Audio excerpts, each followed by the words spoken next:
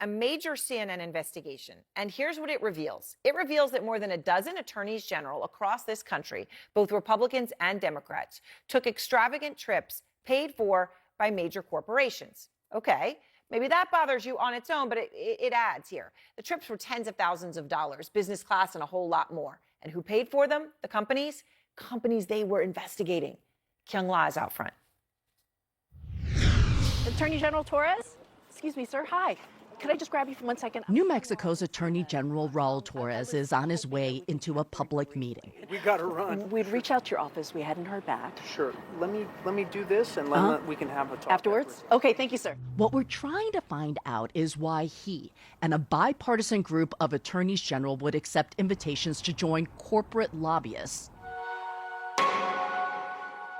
on an exclusive trip to South Africa in 2023, featuring a safari, a stay at this five-star hotel, wine tours, and gourmet restaurants that serve Wagyu steaks. Costs covered if you're an AG, including a flight allowance of up to $26,000. CNN obtained text messages about the trip, including the guest list, which shows more than a dozen attorneys general, the chief law enforcement officers of their states, these Republicans and these Democrats. Also invited, this long list of corporate lobbyists and lawyers from some of America's most powerful companies like Amazon, Uber, Pfizer, Albertsons, some of the same companies the AGs have sued. The group that put it all together is the AGA, the Attorney General Alliance, an association funded by those private businesses.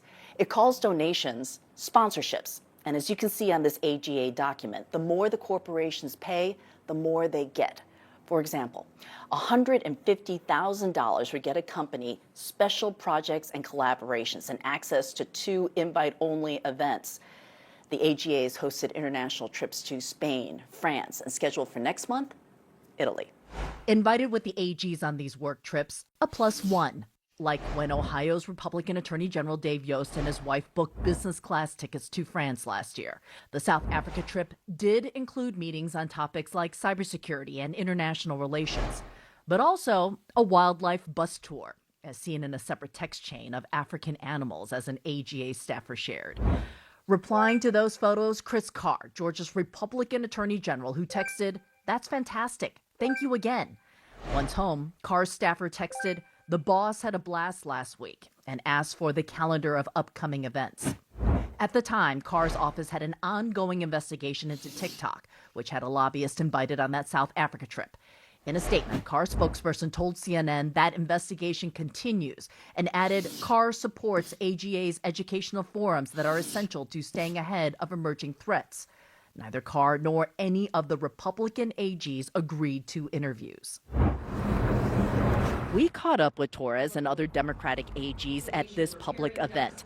His office is part of a multi-state case against Amazon. The company had a representative invited to the AGA South Africa trip. Also on that trip and part of the suit against Amazon, Minnesota Attorney General Keith Ellison. I wanted to ask about the international trips. Yeah. Ellison's office had not replied to our 2 emails asking about AGA trips. Why go on these international trips that are sponsored by corporate lobbyists? Well,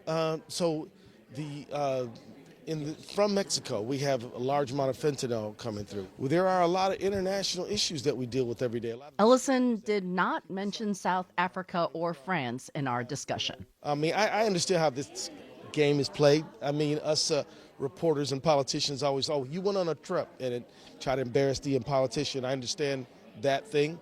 But I will say that there is real work that we're doing that is important for our constituents, and it has a lot to do with the fact that we live in a globalized world. Well, the concern from... I get it. Ethics. I know where you're coming from, and I'm just telling you that we have substantive programs. Our constituents are at a disadvantage if we are not having meaningful conversations with international partners. I'd like to end the conversation right there. Thank you. Yeah, whatever. I appreciate it. Thank you. The AGA would not talk to CNN on camera, but in a statement said foreign delegations have a key goal of strengthening bipartisan relationships and educate all delegates on pressing civil and criminal issues.